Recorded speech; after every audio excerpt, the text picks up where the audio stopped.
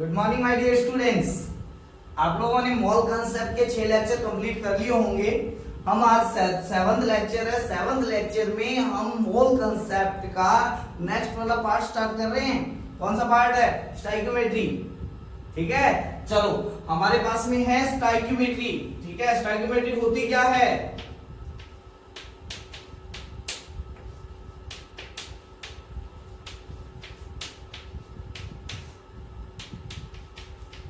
बताओ स्टोइकियोमेट्री क्या होती है भाई? ठीक है, तो स्टोइकियोमेट्री का मतलब है आपके पास में एलिमेंट मेजरमेंट। क्या मतलब है? Element measurement. ये दो वर्ड से मिला हुआ है, एक है स्टोइचियो और एक है मैट्रियन। ठीक है, दो वर्ड है, ये किसके हैं? ये है लैटिन के। ठीक है, तो उसके अंदर से हमारे पास में आता है, इसका मतलब होता है एलिमेंट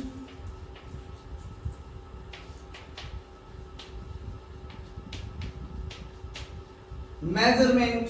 ठीक है, अब सोचो एक बार ध्यान से सोचना कि जब शुरू के अंदर कोई रिएक्शन हो रही होती थी साइंटिस्ट के सामने, ठीक है, तो आप लोगों ने क्या किया? एक सब्सटेंस मिला दिया, उसके कुछ मोल मिला दिए, फिर दूसरे के कुछ मोल मिला दिए और तीसरा सब्सटेंस बन गया। ऐसा कुछ होता था या नहीं होता था? तब होता था। तो आप बताओ कि उसका अमाउंट कैसे मेजर करते थे कि उसके कितने मोल बने, है ना? अब गिनना तो पॉसिबल था नहीं। ठीक है, या फिर हर बार ऐसा होगा कि हम क्या करें, उसके एलिमेंट्स को मेजर करें कि आपके पास में कितना ग्राम बना, कितना ये बना। तो उन्होंने एक बेसिक सा मेजरमेंट निकाला कि यार क्यों ना हम किसी रिएक्शन के थ्रू ही क्या निकाल लें, अमाउंट ऑफ सब्सटेंस निकाल लें। ठीक है, तो वही आपके पास में स्टोइकियोमेट्री थी। ठीक है, तो स्टोइकियोमेट्री को आपके पास में एलिमेंट मेजरमेंट है, आपके पास में एलिमेंट मेजरमेंट कि कितना प्रोडक्ट बनेगा, कितना जब रिएक्टेंट लेंगे, है ना? यानी इतना प्रोडक्ट बनाना है तो इतना रिएक्टेंट लेना पड़ेगा। जैसे आप लोग बनाते हो ना घर पे, क्या करते हैं? ठीक है भाई, 2 जने आ गए, 2 जनों के लिए सब्जी बनानी है, तो आपको मेजरमेंट है कि यार एक जना इतनी सब्जी खाता है तो 2 जनों के लिए मैं इतनी सब्जी डाल लेता हूं, है ना? या फिर आपके पास में रोटी बनानी है 4 जनों के लिए। ठीक है, तो मम्मी क्या करती है आपके पास में? भाई एक जना है, वो 1 बाटी आटा खाता है। ठीक है, तो आप क्या कर लेते हो? 4 कटोरी क्या ले लेते हो? आटा ले लेते हो। ठीक है, तो भाई पता है कि इतना अगर मैं रिएक्टेंट लूंगा तो इतनी रोटियां बनेगी, इतना प्रोडक्शन होगा कि नहीं होगा? ठीक है, तो वही मेजरमेंट किनको चाहिए था? साइंटिस्ट को चाहिए था। एलिमेंट मेजरमेंट के लिए स्टोइकियोमेट्री का कंसेप्ट लाना जरूरी था। ठीक है, कोई दिक्कत नहीं थी। ठीक है, तो उसके लिए केमिकल इक्वेशन लिखनी जरूरी थी। अब केमिकल रिएक्शन होती है और एक होती है केमिकल इक्वेशन। ठीक है, तो पहले इनके बारे में समझ लेते हैं। तो एक होता है केमिकल रिएक्शन। ठीक है, अब देखो केमिकल रिएक्शन है और केमिकल इक्वेशन, दोनों में फर्क क्या है? केमिकल इक्वेशन, ठीक है, तो इसके अंदर some old bond are breaks and some new bond क्या हो रहे हैं? फॉर्म हो रहे हैं, फॉर्मेशन। ठीक है, तो कोई प्रोसेस हो जिसके अंदर ओल्ड बॉन्ड का क्या होगा? ब्रेकेज हो रहा हो, और न्यू बॉन्ड का क्या हो रहा है? फॉर्मेशन हो रहा है। It is a process, it is a process in which 2 or more substance, 2 or more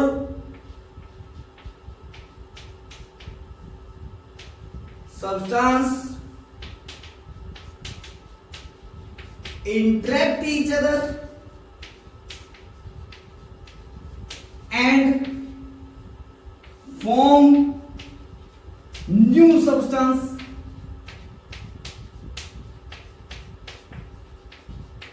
ठीक है, तो वो आपके पास में केमिकल रिएक्शन होगी। जैसे मैंने बोल दिया कि नाइट्रोजन हाइड्रोजन से रिएक्शन करके अमोनिया बनाता है, अरे भाई नाइट्रोजन नाइट्रोजन के बीच में दो ट्रिपल बॉन्ड है ना। हाइड्रोजन हाइड्रोजन के बाद में सिंगल बॉन्ड है, दोनों ने आपस में रिएक्शन किया तो ट्रिपल बॉन्ड टूटा और इधर से क्या टूटा, सिंगल बॉन्ड टूटा और अमोनिया का बॉन्ड फॉर्मेशन हुआ। कैसे हुआ देखना यहाँ पर, जैसे नाइट्रोजन है, ठीक है, ये हाइड्रोजन से रिएक्शन कर रहा है H2 से और क्या बना रहा है, NH3 का फॉर्मेशन कर रहा है इस तरीके से, ठीक है। ये आपके पास में अमोनिया बन रहा है, ठीक है। तो हुआ क्या, नाइट्रोजन नाइट्रोजन के बीच के बॉन्ड टूटे, यहां पर हाइड्रोजन हाइड्रोजन के बीच के बॉन्ड क्या हुए, टूटे और नाइट्रोजन हाइड्रोजन के बीच का क्या बन गया, बॉन्ड बन गया, ठीक है। तो इसके अंदर यही प्रोसेस होती है, ठीक है। तो सर फिर केमिकल इक्वेशन क्या है, भाई केमिकल इक्वेशन कुछ भी नहीं है, जो ये बोल रहा है उसका सिंबॉलिक रिप्रेजेंटेशन केमिकल इक्वेशन है। क्या है, सिंबॉलिक रिप्रेजेंटेशन, ठीक है। तो केमिकल इक्वेशन के बारे में बात करते हैं, सिंबॉलिक रिप्रेजेंटेशन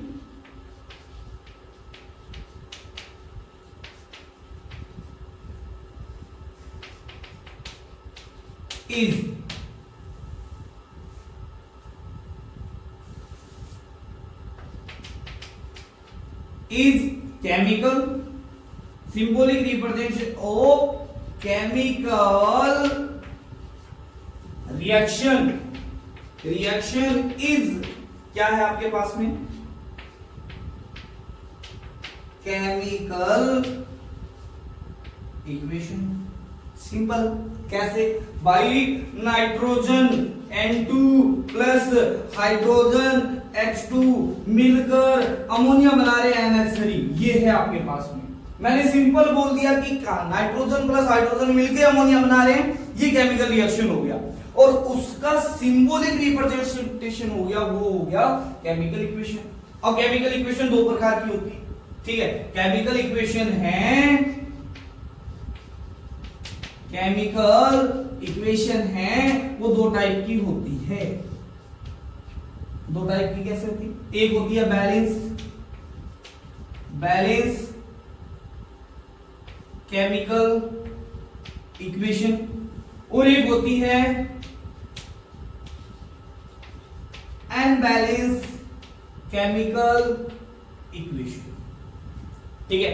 तो यही चीज थी जो बैलेंस केमिकल इक्वेशन के अंदर जो क्या करते हैं, एलिमेंट को बैलेंस करने के लिए काम में आती है, एटम्स को बैलेंस करने के काम में आती है। जो कोफिशिएंट यूज करते हैं उसे स्टाइक्योमेट्रिक कोफिशिएंट करते हैं और उसी की हेल्प से एलिमेंट का क्या करते हैं, मेजरमेंट करते हैं। बस यही स्टाइक्योमेट्री है आपकी, ठीक है भाई। बड़े बड़े दिमाग में आता है, कई बार ऐसा आता है कि यार स्टाइक्योमेट्री पता नहीं क्या हाउ है, हाउ नहीं है भाई, है ना। हमारे पास में बड़ा इजी टॉपिक है, ठीक है। एलिमेंट मेजर करने के लिए, मेजरमेंट के लिए एक कोफिशिएंट का यूज करते हैं केमिकल इक्वेशन के अंदर। कौन सी, बैलेंस केमिकल इक्वेशन के अंदर उसे स्टाइक्योमेट्रिक कोफिशिएंट कहते हैं और इसका यूज होता है, उसे स्टाइक्योमेट्रिक बोल देते हैं। सिंपल है या नहीं, ठीक है। तो बस आप लोग ये चीज उतारो जल्दी से, फिर देखते हैं आगे।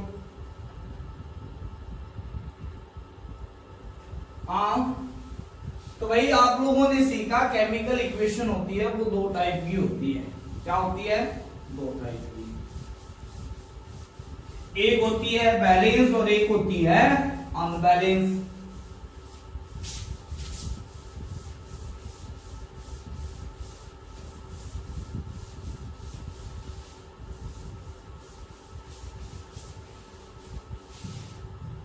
तो देखो यहां पर हम लिख लेते हैं केमिकल इक्वेशन। कुछ एग्जांपल समझना आप लोग, ठीक है। और भाई आपके पास में आपको यहां पर है स्टाइक्योमेट्रिक कोफिशिएंट की डेफिनेशन बताएंगे आपको, ठीक है। क्या है देखना यहां पर, KClO3 ये है, ये क्या करता है आपके पास में, प्रोड्यूस करता है 2KCl प्लस O2, ऐसा कर लेते हैं अपने पहले, ठीक है। अब ये तो है अनबैलेंस, अनबैलेंस का कैसे पता चलेगा, अनबैलेंस से अनबैलेंस का पता चलेगा।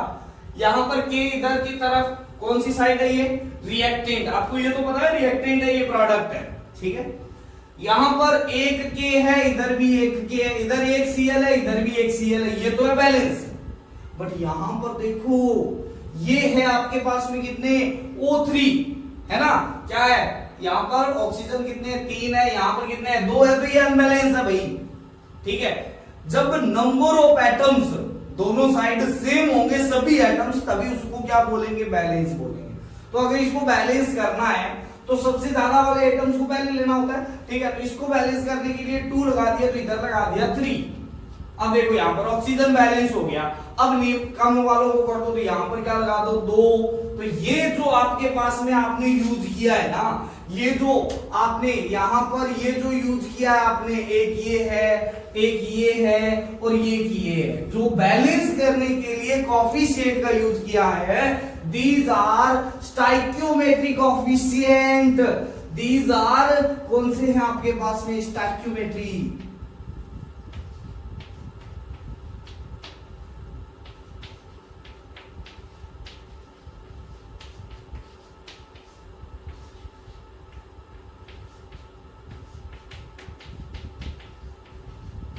ये है स्टोइकियोमेट्रिक कोएफिशिएंट। ठीक है, इसको ध्यान से देखना। ठीक है, तो बैलेंस करने के लिए जो कोएफिशिएंट यूज करता है, और यही जो कोएफिशिएंट है यही हमारे पास में एलिमेंट मेजरमेंट के लिए काम में आएगा मोल मोल एनालिसिस में। इसका मतलब क्या है, मोल मोल एनालिसिस में ये बताएगा कि 2 मोल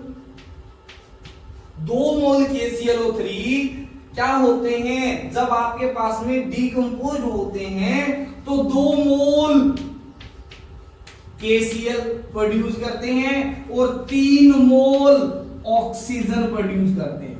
ये स्टोइकियोमेट्री है, ये स्टोइकियोमेट्री है। ठीक है, चलो एक इक्वेशन और लेते हैं। ठीक है, आपकी जानी मानी इक्वेशन ले लेते हैं, जैसे मैथेन है ना, मैथेन को जब कम क्या करते हो आप, जलाते हो, मैथेन गैस का यूज करते हैं, गोबर गैस होती है। ठीक है, तो उसको ऑक्सीजन की परचेज पे जलाया जाता है। क्या किया जाता है, ऑक्सीजन की परचेज में, तो क्या प्रोड्यूस होता है, आप बताओ। मैथेन गैस को प्रोड्यूस, तो मैथेन गैस को जब जलाते हैं तो CO2 गैस बनती है और साथ में वाटर वेपर बनता है। ठीक है, तो हमें पता है कि ये क्या बनाएगा, CO2 बनाएगा और साथ में क्या बनाएगा, वाटर वेपर बनाएगा और साथ में एनर्जी प्रोड्यूस करता है, जिसका यूज हम करते हैं खाना पकाने के लिए। करते हैं नहीं करते। ठीक है, तो देख लेते हैं, यहां पर बैलेंस करते हैं। सबसे पहले इसको क्या करते हैं, बैलेंस। ठीक है, तो यहां पर कार्बन देखो, कार्बन एक है, हाइड्रोजन इधर कितने हैं 4 है, इधर कितने हैं 2 है, इधर ऑक्सीजन कितने हैं 2 है, इधर कितने हैं 3 है। तो सबसे पहले किसको बैलेंस करोगे, सबसे पहले हाइड्रोजन को बैलेंस करो। हाइड्रोजन कितने हैं 4, इधर कितने हैं 2, तो यहां पर लगा दिया 2। अब ऑक्सीजन को देखो कितने, यहां पर ऑक्सीजन है 2, इधर ऑक्सीजन हो गए 4। क्या हो गए 4 हो गए, तो इधर कितना लगाना पड़ेगा 2। अब ये देखो बैलेंस केमिकल इक्वेशन है, इसे बोलते हैं बैलेंस केमिकल इक्वेशन। ठीक है, तो अब कैसे पता चलेगा कि 1 मोल मैथेन के लिए, अब मोल मोल एनालिसिस है, ऐसा नहीं है 1 ग्राम ले लिया, 1 किलो ले लिया, 1 लीटर ले लिया, ऐसा नहीं रहेगा।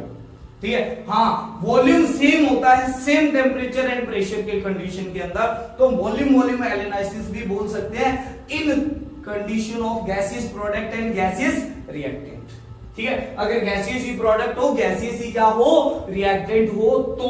ठीक है, तो यहां पर 1 मोल CHO4 क्या करेंगे, 2 मोल ऑक्सीजन से रिएक्शन करेगा।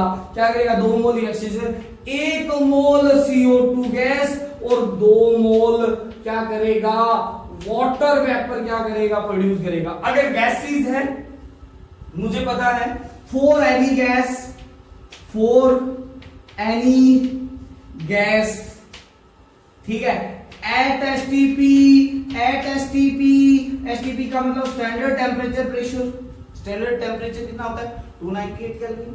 अच्छा, प्रेशर कितना होता है, प्रेशर होता है आपके पास में 1 बार लो या 1 ATM ले लो, अप्रोक्सीमेटली सेम आता है। न्यू स्टैंडर्ड कंडीशन है वो 1 बार होगी, ओल्ड वाली कंसेप्ट है वहां पर 1 ATM लिया जाएगा। ठीक है, तो हम लेते हैं 1 मोल gas, volume of 1 mole gas कितना लेते हैं, 22.4 लीटर लेते हैं भाई साहब, ये 22.7 लीटर भी हो सकता है अगर न्यू कंसेप्ट के हिसाब से चले, बट क्वेश्चन है वो सारे पुराने कंसेप्ट के हिसाब से आता है, इसलिए हम यही पढ़ते हैं हमेशा। ठीक है, तो एक बात बताओ, अगर ये सब कुछ सेम टेम्परेचर और प्रेशर पर हो रहा है, सेम टेम्परेचर और प्रेशर, रिएक्टेंट भी प्रोडक्ट भी, तो क्या होगा, हम ये बोल सकते हैं कि इसका एक वॉल्यूम इसके दो वॉल्यूम से, अब वॉल्यूम का मतलब क्या है आपके पास में भाई, 1 ml 2 ml से रिएक्शन करेगा, 1 लीटर 2 लीटर से रिएक्शन करेगा, है ना, ऐसे आपके पास में क्या आएगा, वॉल्यूम की यूनिट कोई सी भी ले सकते हो। ठीक है, तो इसका एक वॉल्यूम इसके दो वॉल्यूम से रिएक्शन करके इसका एक वॉल्यूम क्या बनाएगा, CO2, और इसके दो वॉल्यूम क्या बनाएगा आपके पास में, H2O वेपर का फॉर्मेशन करेगा, अगर टेम्परेचर और क्या है प्रेशर की कंडीशन सेम है तो। ठीक है, चलो और क्वेश्चन ले लेते हैं। एग्जांपल नंबर 2 है, ये एग्जांपल नंबर 2 है, यहां पर एग्जांपल नंबर क्या है आपके पास में 1 है। ठीक है, एग्जांपल नंबर 3 ले लेते हैं। एग्जांपल नंबर 3 है, देखना ध्यान से इधर। ठीक है, मैंने क्या लिया, नाइट्रोजन प्लस हाइड्रोजन, अरे भाई ये तो रिएक्शन करके अमोनिया बनाता है। अमोनिया मतलब कौन सा प्रोसेस, हैबर प्रोसेस, इसे बोलते हैं हैबर, अरे भाई हैबर प्रोसेस अमोनिया बनाने की टेक्निक है। कोई भी कंट्री जितना ज्यादा अमोनिया का क्या करता है, कंजप्शन करता है, वो उतनी ही डेवलप्ड कंट्री होती है ना। ये एक मानक है डेवलपमेंट कंट्री और डेवलप्ड कंट्री के अंदर। ठीक है, तो हमारे पास में देख लो यहाँ पर नाइट्रोजन कितने इधर, अरे भाई नाइट्रोजन इधर 2 है, उधर कितने हैं, 1 है, इधर हाइड्रोजन कितने हैं, 2 है, उधर कितने हैं, 3 है। तो मेरे को अगर बैलेंस करना है तो इधर 3 लगाना पड़ेगा, इधर 2 लगाना पड़ेगा। नाइट्रोजन भी बैलेंस, हाइड्रोजन भी बैलेंस, सब कुछ बैलेंस, ये हो गई केमिकल बैलेंस इक्वेशन। क्या हो जाएगा, इसका 1 मोल इसके 3 मोल से रिएक्शन करके इसका 2 मोल बनाएगा। अच्छा मान लिया जाए इसका 3 मोल दे दिया, किसको, नाइट्रोजन का, तो इसके 3 मोल, जब इसका 1 मोल इसके 3 मोल से रिएक्शन करता है तो इसके 3 मोल इसके कितने से करेगा बताओ मेरे को जल्दी से, तो इसके 9 मोल से रिएक्शन करेगा भाई। अरे भाई यही तो वॉल्यूम सॉरी मोल मोल एनालिसिस है। इसका 1 मोल इसके 3 मोल से रिएक्शन करता है, तो 2 मोल इसके 6 मोल से रिएक्शन करेगा, इसके 3 मोल इसके 9 मोल से क्या करेगा, रिएक्शन करेगा। ठीक है, अच्छा चलो ध्यान से देखो इधर, इसके कितने आएंगे, इसके फिर यहां पर आ जाएंगे कितना, इसके आ जाएंगे 6 मोल बनेंगे और आपके पास में ये इतना अमोनिया का फॉर्मेशन हो जाएगा। अब मान लिया जाए कि यार इसके तो 3 मोल दे दिए और इसके आपके पास में 6 मोल दिए होते तो क्या होता, तो मैं आपको बता देता हूं भाई, इसको कंप्लीट कंज्यूम होने के लिए दोनों के लिए ये अमाउंट होनी जरूरी है। अगर एक की कम हुई एक की ज्यादा हुई, मान लिया ऐसा कुछ है, जैसे इसके 3 मोल इसके 6 मोल दिए हुए हैं, तो ये क्या हो जाएगा, पहले खत्म हो जाएगा। फिर ऐसा नहीं है कि आपके पास में ये अकेला ही अमोनिया का फॉर्मेशन करेगा, इसकी अमाउंट है ही नहीं तो अमोनिया का फॉर्मेशन कर ही नहीं सकता। यही तो एलिमेंट मेजरमेंट है, यही तो एलिमेंट मेजरमेंट है, इसे ही तो एलिमेंट मेजरमेंट बोलते हैं कि कोएफिशिएंट के रेशियो में अमाउंट किस में दी होनी चाहिए, मोल्स में दी हुई होनी चाहिए, बस यही चीज है ना। इसी को हमें अभी इस वाले टॉपिक में हमें पढ़ना है। ठीक है, तो आप एग्जांपल उतारो फिर आगे चलते हैं, देखते हैं कैसे करते हैं। ठीक है,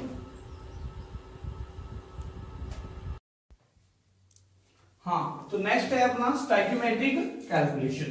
ठीक है, कि स्टोइकियोमेट्रिक की कैलकुलेशन कैसे की जाती है ये भी हमें जरूरी है पढ़ना, है ना। तो देखते हैं कैसे करते हैं स्टोइकियोमेट्रिक कैलकुलेशन। ठीक है, तो नेक्स्ट टॉपिक है stoichiometric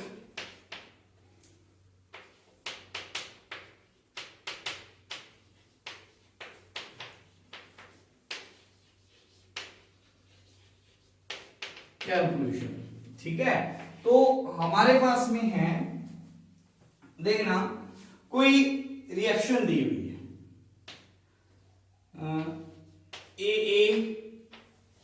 gives you BB plus CC, ऐसा है। जहां पर ABC है, स्मॉल ABC है, A, B, C है, वो है स्टोइचियोमेट्री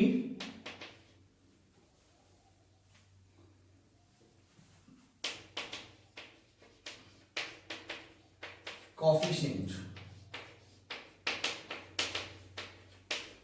ठीक है।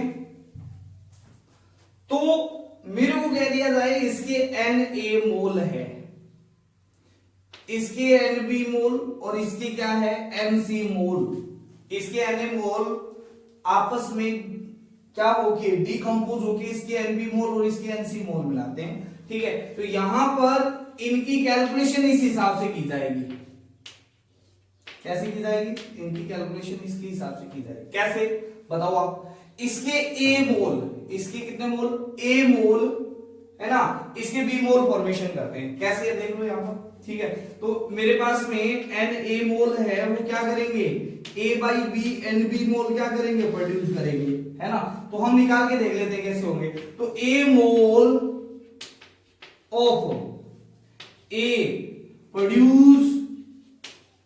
प्रोड्यूस कितने B मोल ऑफ B, है ना। तो इसका 1 mole of A produce B by A mole of B, ठीक है। और इसके Na मोल कितने प्रोड्यूस करेंगे? ये प्रोड्यूस करेंगे आपके पास में कितने B बाई A Nb मोल, ठीक है। B by A sorry Na मोल, इतने मोल प्रोड्यूस करेंगे, ठीक है। तो हमारे पास में इसी से तो आएगा कि Nb की वैल्यू निकालनी है। क्या निकालनी है? Nb की अगर वैल्यू निकालनी है किससे Na से, क्या आ जाएगा B बाई A Na आ जाएगा, ठीक है। C के मोल निकालने हैं तो ये क्या आ जाएगा C बाई A Nc मोल आ जाएगा, ठीक है। तो ये बेसिक फॉर्मूला है आपके पास में, इससे आप कोई सा भी क्वेश्चन कर सकते हो जब एक ही रिएक्टेंट आपके पास में दिया होगा। क्वेश्चन नंबर ये से केस नंबर 1 है, क्या है? Only one reactant is given,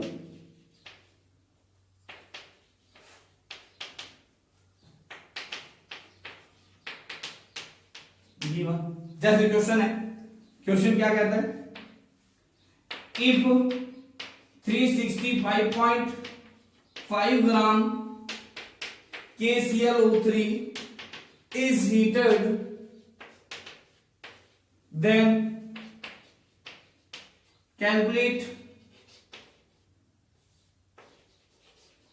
calculate volume of O2 at STP produced, ठीक है। कैसे क्या कहता है कि इतने ग्राम KClO3 को हीट किया गया तो आपको पता है KCl प्लस O2 प्रोड्यूस हुआ। कहता है वो O2 जो प्रोड्यूस हुई है उसका STP पर कितना आपके पास में वॉल्यूम है ये निकालना है, ठीक है। तो पहले बैलेंस केमिकल इक्वेशन, ठीक है। तो फर्स्ट ऑफ ऑल हमारे पास में क्या होना चाहिए? राइट बैलेंस केमिकल इक्वेशन, ठीक है। तो बैलेंस केमिकल इक्वेशन लिख लेते हैं, जैसे KClO3 produce KCl plus O2, ठीक है। तो यहां पर 2 आएगा, यहां पर 3 आएगा, यहां पर क्या आएगा 2 आएगा। तो मुझे पता है नंबर ऑफ मोल्स के अंदर इसके अगर n ये मोल दिए हुए Na मोल दिए हुए डिवाइड बाई 2 बराबर में क्या आएगा? ये n KCl है डिवाइड बाई क्या आ जाएगा 2 आ जाएगा, इज इक्वल टू क्या आ जाएगा NO42 डिवाइड बाई क्या आ जाएगा 3 आ जाएगा। ये मोल मोल एनालिसिस है तो हमने अभी अभी पढ़ा था, ठीक है। अब इसके मोल दिए हुए हैं तो क्या NO42 निकाल नहीं सकते? क्या NO42 निकाल लोगे तो क्या वॉल्यूम नहीं निकाल सकते? क्या निकाल सकते हैं ना, ठीक है। कर लेते।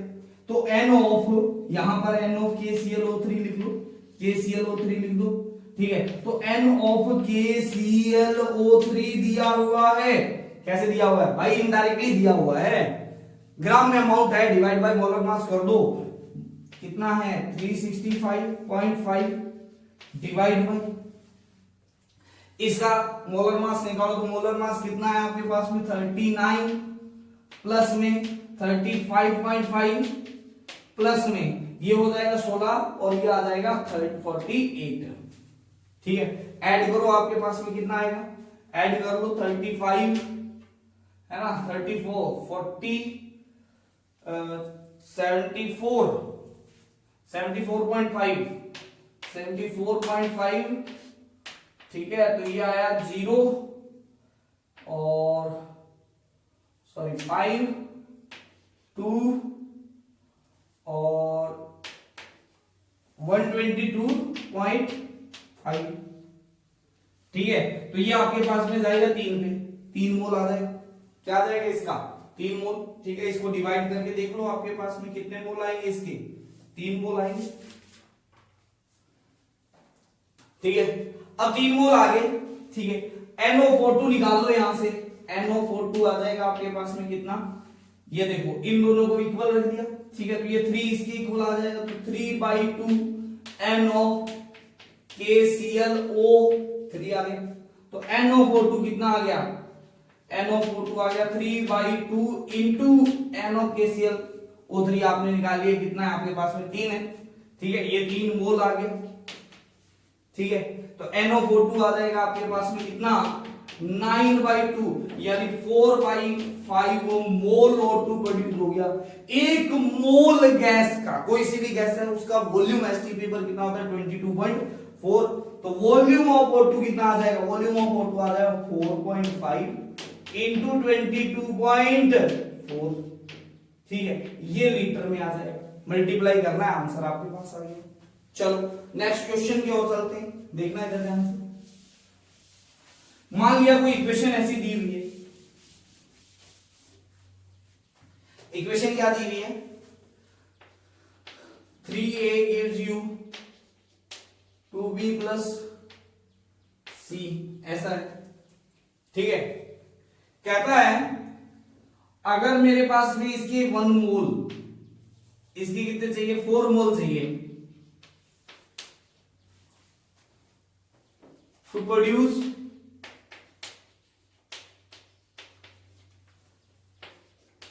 4 mole of C, how much mole of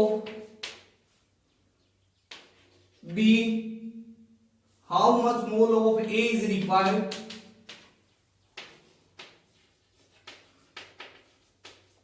and how much mole of B produced by same amount of A, ठीक है। इसके 4 मोल प्रोड्यूस करने के लिए ए का कितना अमाउंट चाहिए ये भी बताना है, और जितने मोल ये ले रहे हैं उससे बी कितने मोल प्रोड्यूस होगा ये भी बताना है, ठीक है। तो मोल मोल एनालिसिस से हमने सीखा, हमने खेला कि n of a divide by 3 is equal to n of b divide by कितना है, ये है 2 is equal to n of c divide by क्या आ जाएगा 1, क्योंकि इसका स्टोइकियोमेट्रिक कोएफिशिएंट 1 है। अरे भाई सब कुछ स्टोइकियोमेट्रिक कोएफिशिएंट भी कर रहा है अमाउंट निकालने के लिए, ठीक है। तो एनसी की वैल्यू दी हुई है, ठीक है। तो Na कितना हो जाएगा, Na divide by 3 is equal to Nc हो जाएगा, Na आ जाएगा आपके पास में 3, Nc की वैल्यू कितनी है 4, तो ये आ जाएगा 12 मोल, है ना। तो Na कितना है 12 मोल, ठीक है। अब एक बात बताओ बी कितना 12 मोल ऑफ Na से कितना भी प्रोड्यूस होगा, तो हमारे पास में आया Na divide by 3 is equal to Nb divide by 2, तो Nb कितना आ जाएगा 2/3 Na, 2/3 Na कितना है आपके पास में, Na है 12, ये आया आपके पास में कितना, ये आया 4, ठीक है। तो ये आ जाएगा 8 मोल, सिंपल है या नहीं, आप सिंपल तरीके से भी निकाल सकते हो अगर आपको याद नहीं है। 3 मोल ए 1 मोल सी प्रोड्यूस करता है, ठीक है, यानी 1 मोल सी के लिए 3 मोल ए चाहिए, तो 4 मोल सी के लिए कितना चाहिए, 4 इंटू 3 कर दो 12 मोल आ जाएगा। सिंपल है, आपके पास में करने की जरूरत ही नहीं है, कुछ भी याद रखने की जरूरत ही नहीं है। आपको यूनिट मेथड आना चाहिए। 1 रुपए की इतनी टॉफी आती है, ठीक है, या इतनी टॉफी 1 रुपए की आती है, क्या फर्क पड़ता है ना, दोनों सेम ही तो बात है, ठीक है। तो चलो आगे करते हैं, ठीक, नेक्स्ट क्वेश्चन करते हैं। अपने पास में कहता है, क्वेश्चन है, नेक्स्ट क्वेश्चन है, ठीक है, देखो यहां पर देख लेते हैं।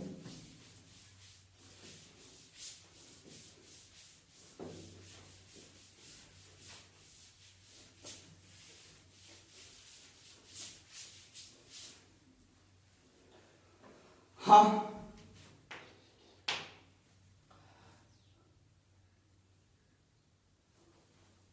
amount of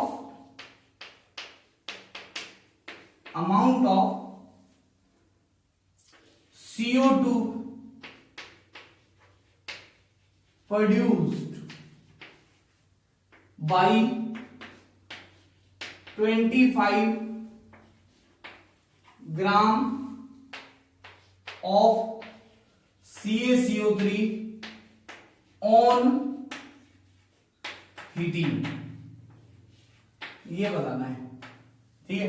कहता है 25 ग्राम CaCO3 को अगर मैं हीट करता हूं तो कितना ग्राम या कितने अमाउंट CO2 का क्या होगा, प्रोडक्शन होगा, ठीक है। तो पहले आपको पास में क्या होना चाहिए, पता होना चाहिए, CaCO3 को हीट करते हैं तो क्या प्रोड्यूस होता है, तो आपके पास में CaO प्लस CO2 क्या होता है, प्रोड्यूस होता है, सिंपल है ना। तो ये कहता है कि इसके 25 ग्राम, अरे भाई ग्राम ग्राम नहीं खेलना, मोल मोल खेलना है। क्या खेलना है, मोल मोल। तो मोल्स निकाल लेते हैं, मोल बैलेंस है, हाँ बैलेंस है, ठीक है। तो मोल निकालते हैं तो ये आ जाएगा 25 डिवाइड बाय मोलर मास, ये हो गया 40, 40 प्लस 12 कितना हो गया, 52, 52 प्लस 48 कितना हो गया 100। अरे अरे वाह, ये 100 आया, तो ये आया 1/4 मोल। अगर मैं कहता कि 1 मोल CaCO3 1 मोल CO2 प्रोड्यूस करता है, तो 1/4 मोल कितना प्रोड्यूस करेगा, अरे भाई 1/4 मोल ही तो करेगा, सिंपल है ना, ठीक है। कैसे निकाला, N of CaCO3 divide by 1 is equal to N of CaO divide by 1 is equal to N of CO2 divide by 1। 1 से डिवाइड करो, क्या फर्क पड़ता है, सभी के मोल्स बराबर होंगे, प्रोडक्शन सेम होगा, ठीक है। यानी 1 मोल CaCO3 1 मोल CO और 1 मोल CO2 प्रोड्यूस करता है। अगर मेरे से पूछ लिया जाए how much mol of CO2 produce at STP, तो मैं क्या कर देता, 22.4 से मल्टीप्लाई करना था, है ना, ठीक है, कर लेंगे। चलो नेक्स्ट क्वेश्चन देखते हैं। हाँ, नेक्स्ट क्वेश्चन की तरफ चलते हैं।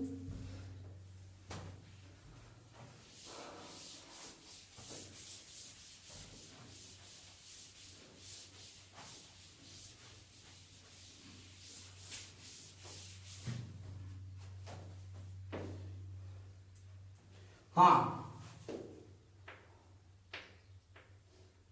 NH3 on heating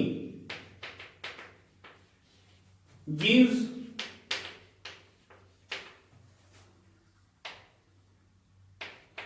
12 gram H2। ये क्वेश्चन है, NH3 on heating gives 12 gram H2, then calculate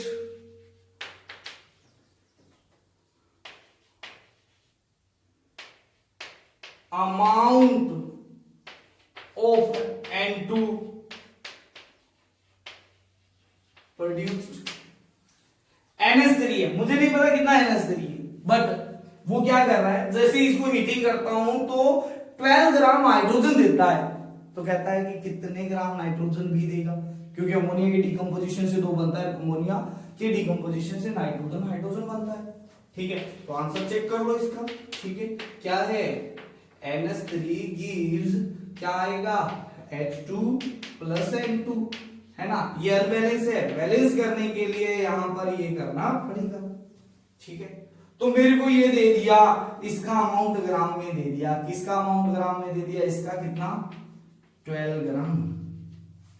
ठीक है, तो मोल्स निकाल लेते हैं। N ऑफ H2 कितना आ जाएगा 12 बाई कितना आ जाएगा 2, अरे 6 मोल, है ना। ठीक है, तो आपके पास में मोल मोल खेला हुआ है, N of NH3 divide by 2 is equal to N of H2 divide by 3 is equal to N of N2 divide by कितना आ जाएगा 1। अरे भाई क्या आपको N ऑफ N2 भी तो निकालना है। ठीक, N of N2 is equal to आ जाएगा N of H2 divide by 3, N of N2 कितना आ जाएगा 6/3। अरे भाई 2 मोल अमोनिया का क्या होगा, प्रोडक्शन होगा, सॉरी 2 मोल नाइट्रोजन का क्या होगा, आंसर आ गया 2 मोल। सिंपल है। मेरे को ये भी पूछ लिया जाता कि कितने ग्राम, अच्छा ग्राम में अमाउंट निकालना है, amount in gram, amount in ग्राम। अरे भाई कुछ भी नहीं करना, उसको मोलर मास से मल्टीप्लाई कर दो, 28 ग्राम अमोनिया का, सॉरी नाइट्रोजन का प्रोडक्शन हुआ। मेरे से ये भी पूछ लेता कि कितने ग्राम अमोनिया का क्या किया, कितने ग्राम अमोनिया को हीट किया। ठीक है, तो मैं यहां से निकाल देता N ऑफ NH3 कितना आ जाता, ये आ जाता 2/3 N ऑफ H2, ये आ गया 2/3 इंटू में क्या आ जाता 6, ये गया 2, अरे भाई 4 मोल, है ना। तो ये हो जाता 4 मोल, और 4 मोल से ग्राम में अमाउंट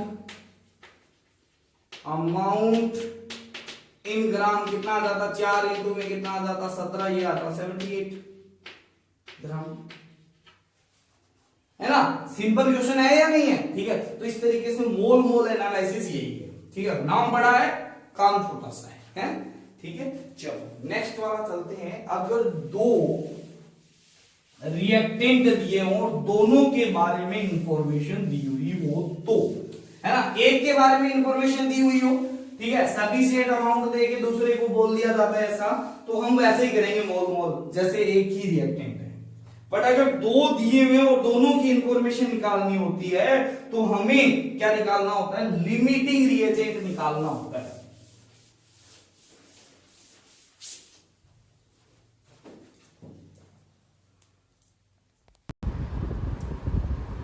केस नंबर 2 है, वो है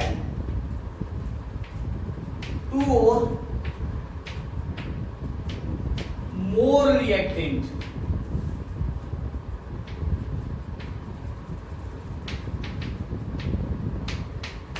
is given and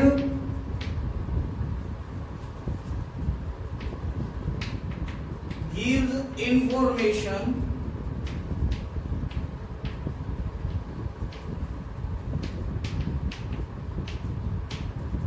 about minimum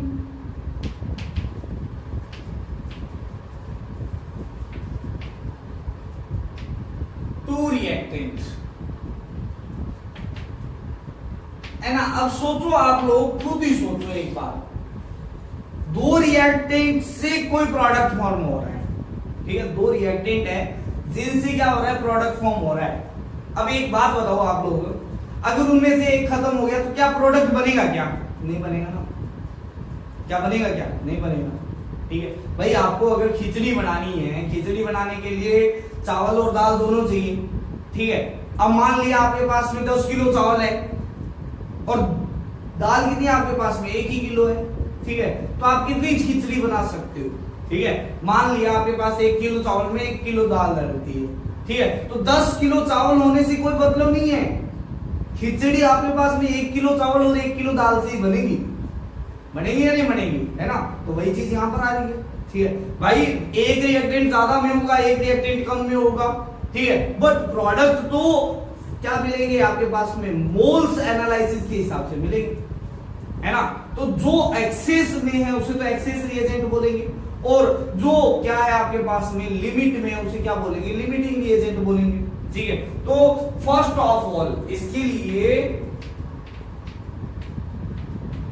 first of all decide limiting reagent. ठीक है, सबसे पहले ये चीज करनी जरूरी पड़ेगी आपको, सबसे पहले। ठीक है, ये मोस्ट इंपॉर्टेंट चीज है इसकी। ठीक है, फिर है आपके पास में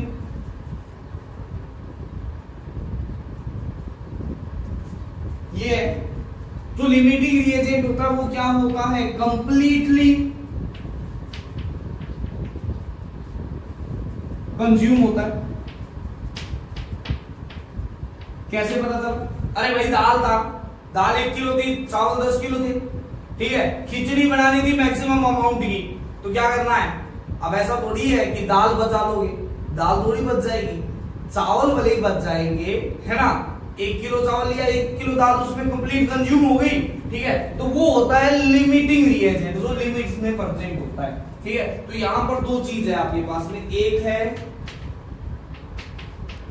लिमिटिंग रिएजेंट। ठीक है, इसे हम LR से लिखते हैं, LR से। ठीक है, तो क्या होता है, the reactant which present in limit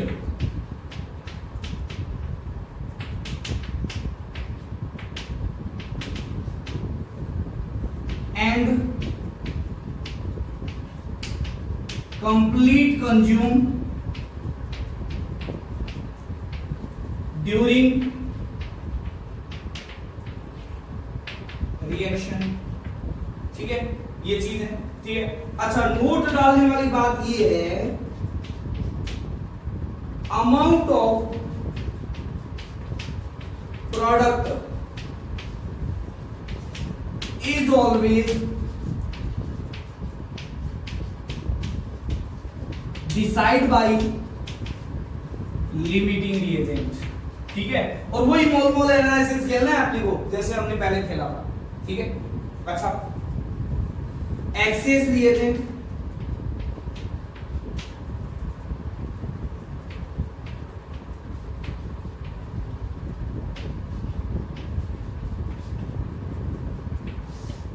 इसे हम लिखते हैं ER से, है ना। तो आपके पास भी क्या था, the reactant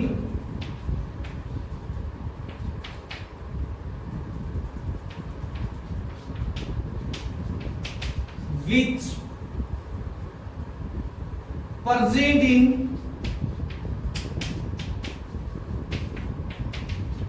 excess amount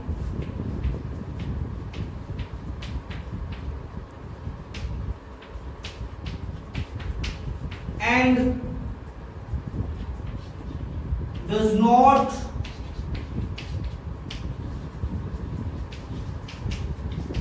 completely consume. ठीक है, तो ये चीज है।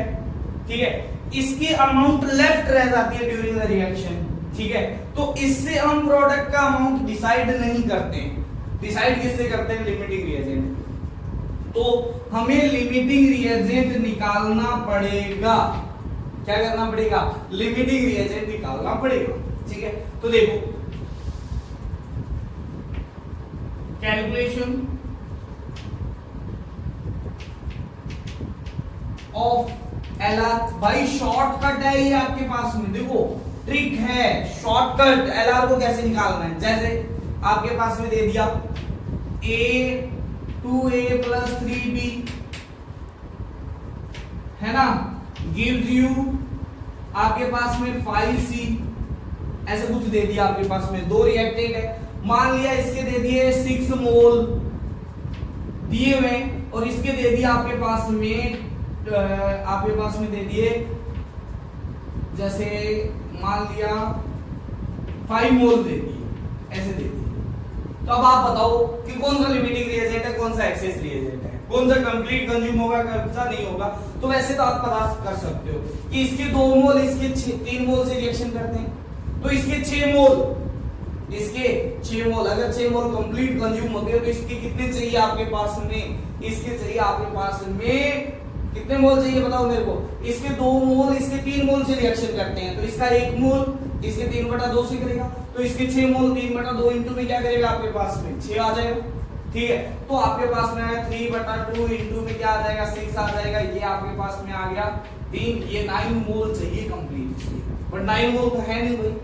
ठीक है, तो ये पहले क्या हो जाएगा कंज्यूम हो जाएगा, ये आपके पास में एक्सेस रिएजेंट हो जाएगा। ठीक है, ऐसे तो आप निकाल सकते हो, बट हम ट्रिक के थ्रू निकाल देंगे। कैसे निकालेंगे, तो सिंपल है, जो मोल्स है गिवन मोल है ना, लिमिटिंग रिएजेंट निकालने का ट्रिक है गिवन मोल,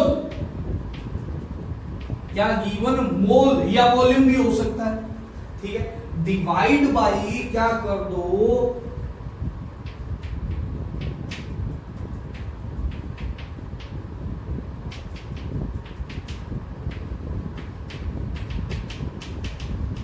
स्टोइकियोमेट्रिक कोएफिशिएंट से डिवाइड कर दो, और जिसकी वैल्यू सबसे कम आती है वो लिमिटिंग रिएजेंट है। जैसे मैंने क्या किया 6/2 किया और यहां पर 5 क्या कर दिया 3 कर दिया। ठीक है, तो ये कितना आ गया, ये आ गया आपके पास में 3 आ गया, और ये आ गया आपके पास में कितना 1 पॉइंट समथिंग आएगा, कितना आएगा 1 पॉइंट समथिंग। इसकी वैल्यू से मेरे को कोई मतलब नहीं है, इसकी वैल्यू से मेरे को कोई मतलब नहीं है, बट ये देख रहा है कि ये लिमिटिंग रिएजेंट है, ये क्या है लिमिटिंग रिएजेंट है। ठीक है, तो भाई अगर ये लिमिटिंग रिएजेंट है, अब इसके कंप्लीट कंज्यूम हो रहा है, तो अगर मैं कंजप्शन की बात करता हूं,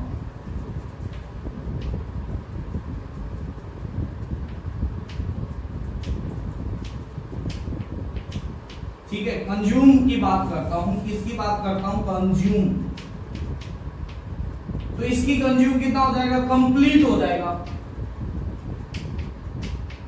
ठीक है, इसके कितने मोल कंज्यूम होंगे। ठीक है, तो इसके 3 मोल, इसके कितने मोल से रिएक्शन करते हैं 2 मोल से रिएक्शन करते हैं। ठीक है, तो इसके 5 मोल कितने से करेगा, तो इसका आ जाएगा 2/3 इंटू में क्या आ जाएगा 5 आ जाएगा। इतने मोल कंज्यूम होंगे, बाकी बच्चे क्या हो जाएंगे लेफ्ट रह जाएंगे। ठीक है, तो आपके पास में हमें क्या करना है, लिमिटिंग रिएजेंट निकालने के लिए given mole divide by stoichiometric coefficient, जो लोवेस्ट वैल्यू होगी, वैल्यू इज लिमिटिंग रिएजेंट। बस यही ट्रिक है आपकी करने की, इससे छोटा कुछ हो ही नहीं सकता, इससे छोटा कुछ हो ही नहीं सकता। ठीक है, आप लोग इसी से ही करोगे हमेशा लिमिटिंग रिएजेंट। जैसे मैं क्वेश्चन दे रहा हूं आपके पास में, क्वेश्चन है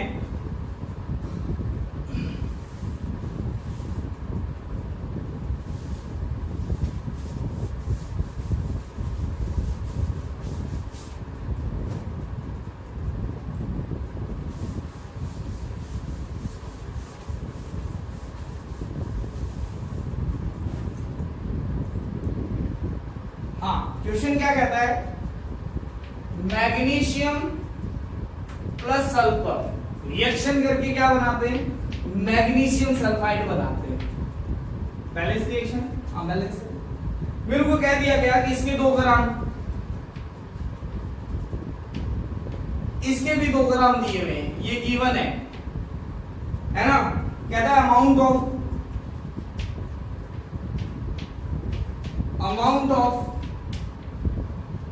MgS प्रोड्यूस। ठीक है, अब कईयों के दिमाग में आ रहा सर ये 2 ग्राम ये 2 ग्राम ये 4 ग्राम बन गया, अरे लॉ ऑफ केमिकल कौन सा लग जाए, कॉम्बिनेशन वाला, कंजर्वेशन ऑफ मास वाला लग जाए। अरे भाई वो तो तब लगेगा जब कंप्लीट रिएक्शन करेंगे तब ना, यहां पर तो दोनों के बारे में इंफॉर्मेशन दी हुई, तो पहले हमारा काम है लिमिटिंग रिएजेंट निकालना। कैसे निकालना, पहले मोल्स निकालो, क्योंकि हमें तो मोल खेलना आता है। क्या आता है? मोल मोल। ठीक है, तो भाई 2 ग्राम बट्टा में क्या कर दिया, इसका एटॉमिक मास कितना आ जाएगा? 24। ये आ जाएगा 2 डिवाइड बाई कितना आ जाएगा? 32। ये आ गया आपके पास में 1/12, है ना, और ये आ गया आपके पास में 1/16। ठीक है, तो calculation of limiting reagent.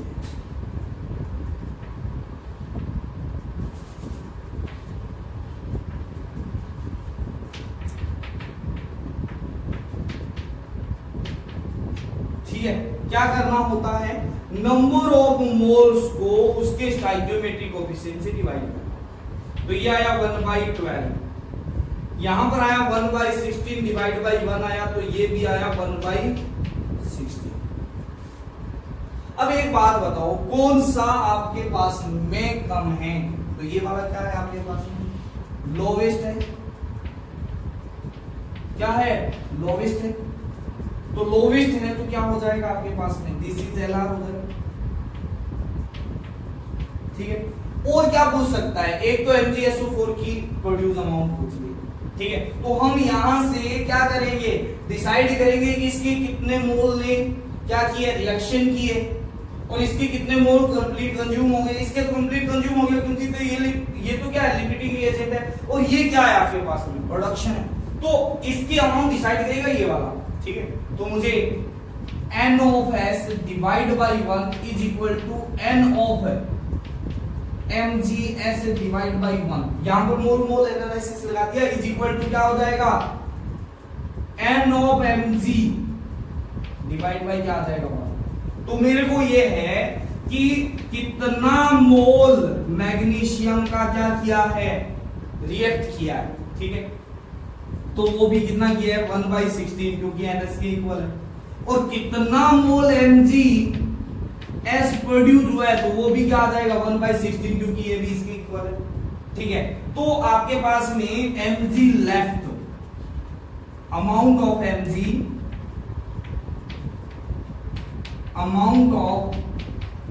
Mg left, कितना लेफ्ट रह गया?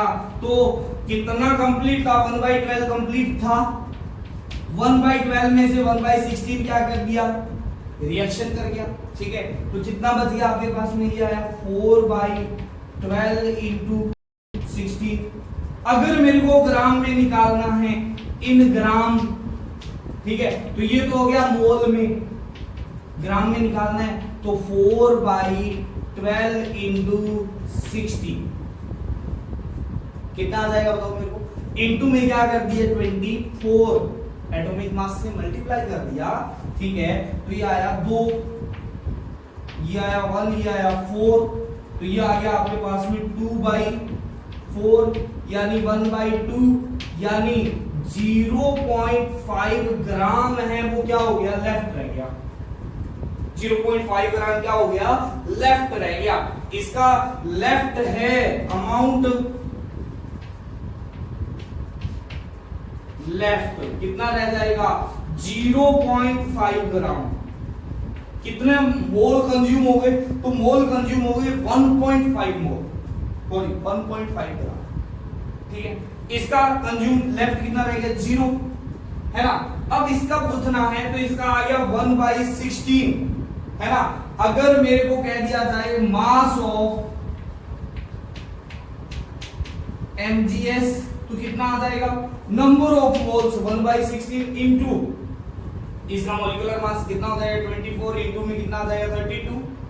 ठीक है, सॉरी 24 प्लस में 32, तो कितना आ जाएगा? 36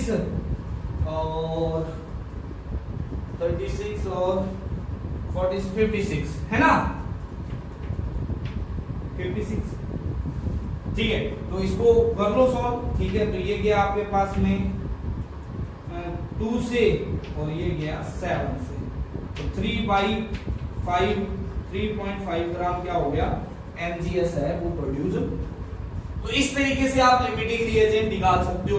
और क्वेश्चन है आपके पास में, देखना क्वेश्चन है हमारे पास, 4 मोल MgCO3 is react with 6 mole HCl, find volume of CO2 produced। 4 mole MgCO3 4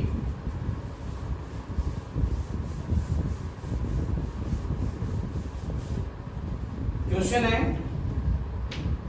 4 mole MgCO3 है ना, और प्लस में क्या है आपके पास में 6 मोल HCl रिएक्ट करते हैं, ठीक है, और ये प्रोड्यूस करते हैं क्या CO2। अमाउंट निकालनी है ना, वॉल्यूम निकालना है इसका एट STP, है ना, volume of CO2 eight STP आपको क्या करना है, फाइंड आउट करना, ठीक है। पहले रिएक्शन लिख लेते हैं।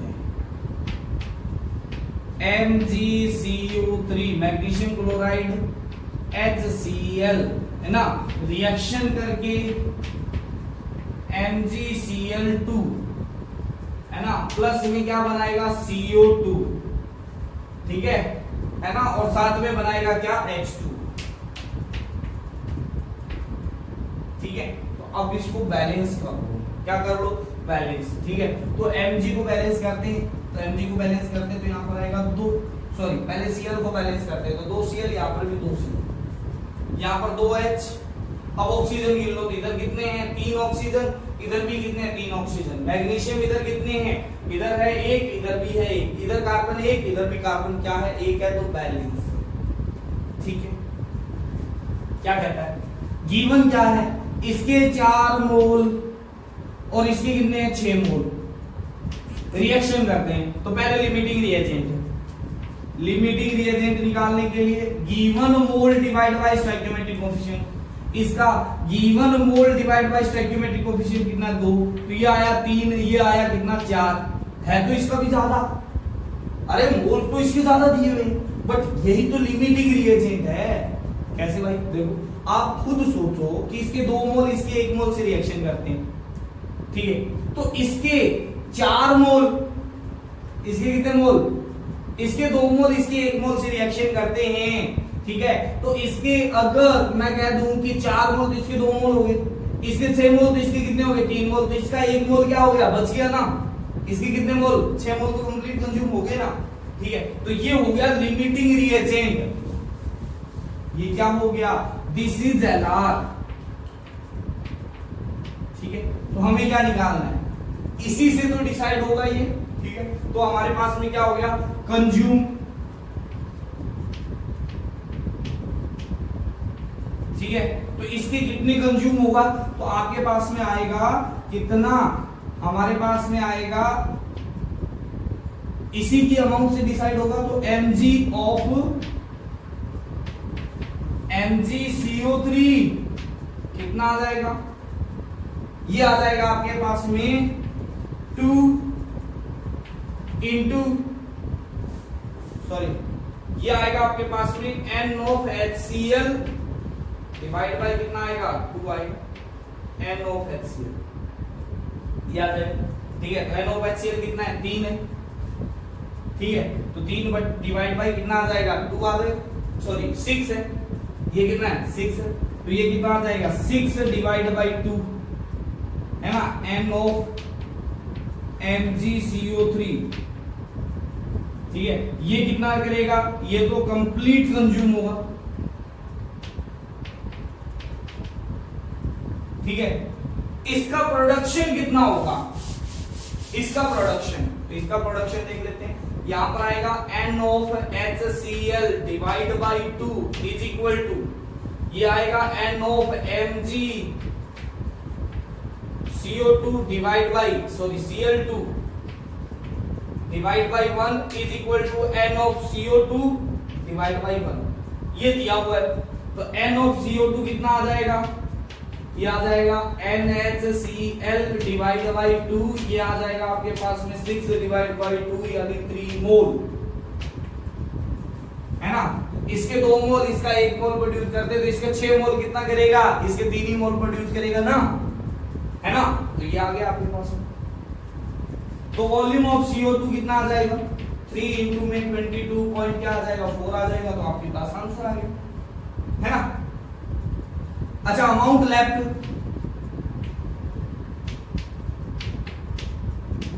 अगर अमाउंट लेफ्ट निकालना है, ठीक है, तो देखो कम 4 था, 4 में से 3 मोल क्या हो गया, कंज्यूम हो गया, ठीक है, तो अमाउंट लेफ्ट क्या बचा, 1 मोल बचा, इसका अमाउंट लेफ्ट कितना बचा, 0, और ये तो प्रोडक्शन वाले हैं आपके पास, ठीक है। तो ये आपके पास में कंप्लीट आंसर हो गए आपके पास में, ठीक है। तो इस तरीके से आप क्या कर सकते हो, लिमिटिंग रिएजेंट के बारे में पढ़ सकते हो, ठीक है।